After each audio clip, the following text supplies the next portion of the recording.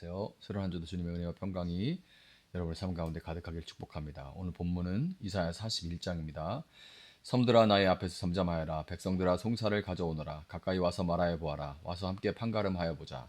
누가 동방에서 한 정복자를 일으켰느냐? 누가 그를 가는 곳마다 승리하게 하였느냐? 누가 민족들을 그에게 굴복하게 하였느냐? 누가 그를 왕들의 통치자로 만들었느냐? 그의 칼은 그들을 쳐서 티끌처럼 만들고 그의 활은 그들을 흩어서 검불처럼 날리게 하였다. 그가 거침없이 질주하여 그들을 추격하니 미쳐 발이 땅에 닿지도 않는다. 누가 이런 일을 일어나게 하였느냐? 누가 역사의 흐름을 결정하였느냐? 태초부터 나 주가 거기에 있었고 끝날에도 내가 거기에 있을 것이다. 섬들이 주님께서 하신 일을 보고 두려워한다. 저 멀리 땅끝에 있는 나라들이 무서워 떤다. 사람들이 함께 모여서 나온다. 그들은 서로 손발이 맞아서 서로 힘을 내라고 격려한다. 대장장이는 도금장이를 격려하고 마치로 고르게 하는 자는 모두를 치는 자를 격려하여 이르기를 잘했다 잘했다 하며 못을 박아서 우상이 기웃뚱거리지 않게 한다. 그러나 나의 종 너 이스라엘아 내가 선택한 야곱아 나의 친구 아브라함의 자손아 내가 땅끝에서부터 너를 데리고 왔으며 세상의 가장 먼 곳으로부터 너를 불러냈다. 그리고 내가 너에게 말하였다. 너는 나의 종이니 내가 너를 선택하였고 버리지 않았다고 하였다. 내가 너와 함께 있으니 두려워하지 말아라. 내가 너의 하나님이니 떨지 말아라. 내가 너를 강하게 하겠다. 내가 너를 도와주고 내 승리의 오른팔로 너를 붙들어 주겠다. 너에게 화를 낸 모든 자들이 수치를 당하며 당황할 것이다. 너와 다투는 자들이 아무것도 아닌 자들처럼 되어서 멸망할 것이다. 네가 아무리 찾아보아도 너에게 대적하는 자들은 만나지 못할 것이며 너와 싸우는 자들이 아무것도 아닌 것 같이 허무한 것 같이 될 것이다. 나는 주 너의 하나님이다. 내가 너의 오른손을 붙잡고 있다. 내가 너에게 말한다. 두려워하지 말아라. 내가 너를 돕겠다. 너 지렁이 같은 야곱아, 벌레 같은 이스라엘아, 두려워하지 말아라. 주님께서 말씀하시기를 내가 너를 돕겠다. 나 이스라엘의 거룩한 하나님이 너를 속량한다고 하셨다. 내가 너를 날이 날카로운 새 타작기로 만들 터이니 네가 산을 쳐서 부스러기를 만들 것이며 언덕을 겨로 만들 것이다. 네가 산들을 까불면 바람이 그 가루를 날려버릴 것이며 회오리 바람이 그것들을 흩을 것이다. 그러나 너만은 나 주와 더불어 기뻐할 것이며 나 이스라엘의 거룩한 하나님을 찬양할 것이다. 가련하고 빈궁한 사람들이 물을 찾지 못하여 갈증으로 그들의 혀가 탈 때에 나 주가 그들의 기도에 응답하겠고 나 이스라엘의 하나님이 그들을 버리지 않겠다. 내가 메마른 산에서 강물이 터져 나오게 하며 골짜기 가운데서 샘물이 솟아나게 하겠다. 내가 광야를 못으로 바꿀 것이며 마른 땅을 샘 근원으로 만들겠다. 내가 광야에는 백향목과 아카시아와 화석류와 들올리브 나무를 심고 사막에는 잣나무와 소나무와 회양목을 함께 심겠다. 사람들이 이것을 보고 주님께서 이 일을 몸소 하셨다는 것을 알게 될 것이다. 이스라엘의 거룩하신 하나님께서 이것을 창조하셨다는 것을 깨닫게 될 것이다. 주님께서 말씀하신다. 민족의 신들아 소송을 제기하여 보아라. 너희는 확실한 증거를 제시하여 보아라. 야곱의 왕께서 말씀하신다. 이리 와서 장차 무슨 일이 일어날 것인지 우리에게 말하여 보아라. 지난날에 있었던 일들이 어떤 것이었는지 말하여 보아라. 그러면 우리가 그것들을 살펴 그 결과를 알아보겠다. 아니면 앞으로 올 일들을 우리에게 말하여 보아라. 장차 올 일들을 말하여 보아라. 그러면 우리가 너희들이 신이라는 것을 알 수 있을 것이다. 복을 내리든 화를 내리든 좀 하여 보아라. 그러면 우리가 모두 놀라며 두려워하게 될 것이다. 참으로 너희는 아무것도 아니며 너희가 하는 일도 헛것이니 너희를 섬겨 예배하는 자도 혐오스러울 뿐이다. 내가 북쪽에서 한 사람을 일으켜 오게 하였다. 나의 이름을 부르는 그 사람을 해 뜨는 곳에서 오게 하였다. 그가 와서 토기장이가 진흙을 밟아 이기듯 통치자들을 진흙처럼 밟을 것이다. 너희 우상들 가운데서 어떤 우상이 처음부터 이 일을 우리에게 일러주어 알게 하였느냐? 누가 이전부터 우리에게 일러주어서 우리가 그것이 옳다 하고 말하게 한 일이 있느냐? 일러준 자도 없고 들려준 자도 없었다. 우리는 너희 말을 들어본 일이 전혀 없다. 나 주가 비로소 처음부터 시온에게 알렸다. 이런 일들을 보아라 하고 말하였다. 내가 기쁜 소식을 전할 사람을 예루살렘에 보냈다. 내가 우상들을 둘러보았다. 그들 가운데 말을 하는 우상은 하나도 없었다. 어떤 우상도 내가 묻는 말에 대답하지 못하였다. 보아라, 이 모든 우상은 쓸모가 없으며 그것들은 아무것도 할 수 없다. 부어 만든 우상은 바람일 뿐이요 헛것일 뿐이다. 아멘. 여러분 혹시 거대한 파도 앞에 홀로 서 있는 것 같은 그런 느낌을 그런 막막하고 두려운 느낌을 느껴본 적이 있으십니까? 내 힘으로는 도저히 감당할 수 없는 그런 문제들 앞에서 세상의 거대한 그 도도한 흐름 속에서 나는 너무나 한없이 보잘것없는 그런 존재라고 느껴질 때 우리는 그때 본능적으로 무엇인가를 붙잡으려고 합니다. 그것이 돈이든 사람이든 혹은 눈에 보이든 어떤 안정된 제도든 시스템이든 그런 것들을 우리는 본능적으로 붙들려고 하게 마련이에요. 오늘 본문 이사야 41장의 시대적 배경이 바로 그러했습니다. 당시 세상은 아시리아라는 초강대국의 등장으로 인해서 극심한 혼란과 공포에 휩싸여 있었습니다. 그리고 곧이어 바벨론, 또는 바빌로니아라고 부르는 더 큰 세력이 일어나서 이스라엘을 포함한 온 세상을 집어삼킬 듯이 위협하고 있을 때였어요. 모두가 두려움에 떨면서 내일 일을 알 수 없는 칠흑 같은 어두움 속에서 살아가던 바로 그때에 하나님께서 당신의 종 예언자 이사야를 통해 말씀하시기 시작했습니다. 하나님께서 먼저 온 세상을 향해서 잠잠히 귀를 기울이라 이렇게 말씀하셨죠. 그리고 동방에서 한 정복자가 일어나서 열국을 굴복시키고 왕들을 티끌처럼 흩어버릴 것이다 이렇게 말씀하십니다.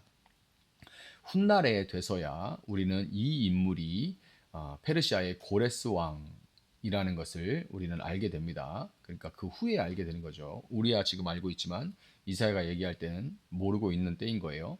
이처럼 세상의 판도를 뒤흔드는 거대한 힘의 등장 앞에 세상은 어떻게 반응합니까? 5절을 보면 섬들이 보고 두려워하며 땅끝이 무서워 떤다 이렇게 합니다.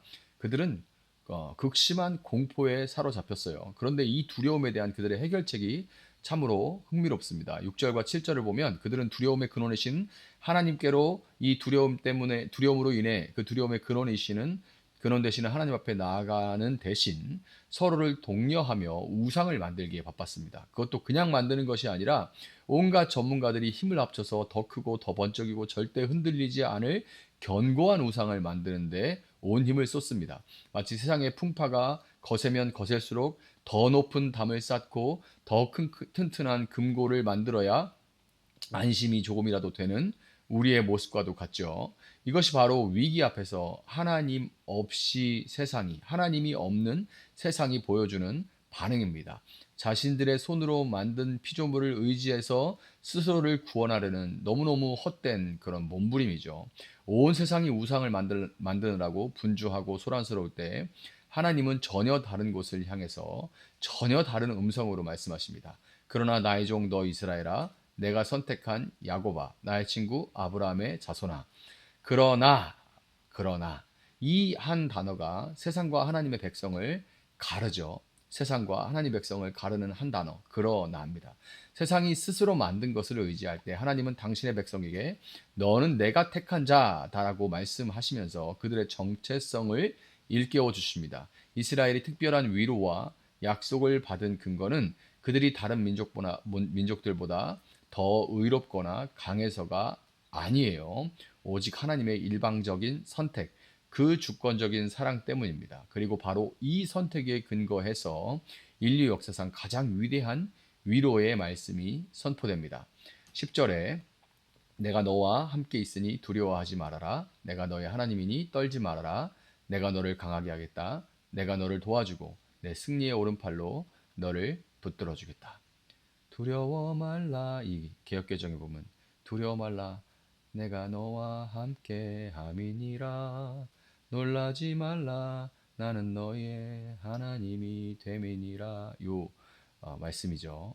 제가 너무너무 좋아하는 성경의 아주 역사에 빛나는 하나님의 위로라고 생각합니다. 세상은 흔들리지 않으려고 우상의 못을 박지만 하나님은 당신의 백성을 친히 의로운 오른손으로 붙드시겠다 이렇게 약속하십니다. 세상은 스스로 만든 신을 붙들지만 하나님은 당신이 만드신 백성을 붙드십니다. 이 약속은 이스라엘의 자격이나 어떤 조건에 근거한 것이 아니라 영원히 변치 않는 하나님의 신실하심의 뿌리를 두고 있어요. 하나님은 이제 이 논쟁을 법정으로 가져오십니다. 21절에서 하나님은 우상들을 향해 소송을 제기하라 이렇게 도전하세요. 그리고 그들의 신성을 증명할 수 있는 두 가지 질문을 던지십니다. 법정에서 첫째, 과거에 무슨 일이 있었는지 설명해 봐라. 둘째로는 미래에 무슨 일이 일어날지 예언해 봐라. 이렇게 얘기해요. 역사의 시작과 끝을 알고 주관하시는 오직 하나님만이 참 신이라는 그런 선포죠.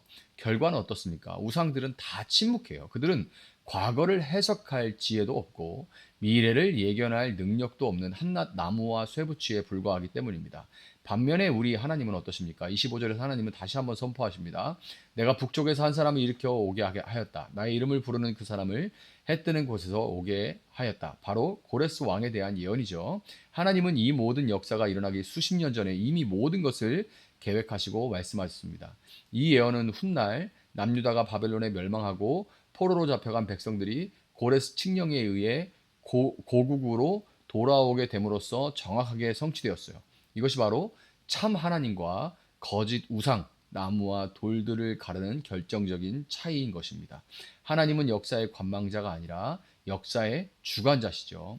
세상은 역사의 거대한 파도 앞에서 두려워하면서 스스로 만든 우상을 의지합니다. 그러나 하나님은 당신이 택한 백성에게 두려워하지 말라고 내가 너를 붙들고 있다고 약속하시는 그런 하나님입니다. 그리고 그 약속의 증거로 당신만이 역사의 시작과 끝을 주관하시는 유일한 참 신이라는 것을 역사를 통해서 하나님은 하나하나 증명하십니다. 고레스 왕을 통해 바벨론 포로들을 구원하신 이 놀라운 사건은 사실 더 위대한 구원을 가리키는 그림자인 거죠. 하나님은 이방인 왕 고레스를 사용해서 당신의 백성을 구원하신 것처럼 마지막 때에 자기 아들 예수 그리스도를 이 땅에 보내셔서 온 인류를 죄와 사망의 포로에서 구원하셨습니다. 고레스가 일시적인 해방을 주었다면 예수 그리스도는 우리에게 영원한 자유와 해방을 선물해 주셨습니다.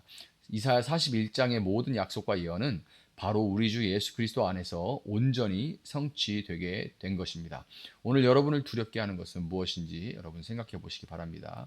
그 두려움 앞에서 여러분은 어디로 달려가고 계십니까? 세상의 방식대로 더 견고한 우상을 더 견고하게 만들어야겠다 하고 여러분 생각하십니까? 오늘 말씀은 우리에게 분명하게 선포하고 있습니다. 우리의 안정과 소망은 우리 손으로 만든 것에 있지 않습니다. 오직 역사를 주관하시며 내가 너를 택하였다라고 말씀하시는 살아계신 하나님께 있다는 것을 기억하시기 바랍니다. 우리의 자랑은 세상의 그 어떤 것도 될 수가 없습니다. 16절의 말씀처럼 우리의 유일한 자랑은 나 이스라엘의 거룩한 하나님, 바로 우리를 죄에서 구원하시고 지금도 의로운 승리의 오른손으로 우리를 붙들고 계시는 우리 주 예수 그리스도 한 분뿐이라는 것을 여러분 믿으시기를 바랍니다. 그 주님을 굳게 의지함으로 세상이 주는 두려움을 이겨내고 참된 평안을 누리는 이 새날이 될 수 있기를 예수님의 이름으로 축복합니다. 잠시 기도하겠습니다. 사랑하시는 주님 감사합니다. 두려워하지 말라, 놀라지 말라. 내가 너의 하나님이다라고 말씀하시는 주님. 우리의 어떠함과 우리의 어떤 자격이나 조건이 하나님 우리를 도우시는, 우리를 지키시는 그런 자격이 되는 것이 아님을 우리는 압니다. 하나님께서 우리를 사랑하시고 전적으로 우리를 택하시고 우리를 부르시고 우리를 지키시고 우리를 완성해 가실 줄 믿습니다. 그 하나님의 신실하심에 우리의 근거가 있사오니 주님 그 신실하심을 믿고 오늘 세상의 어떤 우상을 의지하는 것이 아니라 하나님만을 의지하고 붙들고 하나님만을 위해 살아갈 수 있는 저희들 되어질 수 있도록 주님 붙들어 주시기를 원합니다. 먹고 마시고 잠자고 일하는 모든 순간순간 하나님의 은혜를 기억하며 감사하며 기뻐하며 하나님의 은혜를 증거하는 저희들 되어줄 수 있도록 도와주시기를 원합니다. 감사하며 예수님의 이름으로 기도합니다. 아멘. 오늘 주신 말씀 붙들고 계속해서 기도합니다.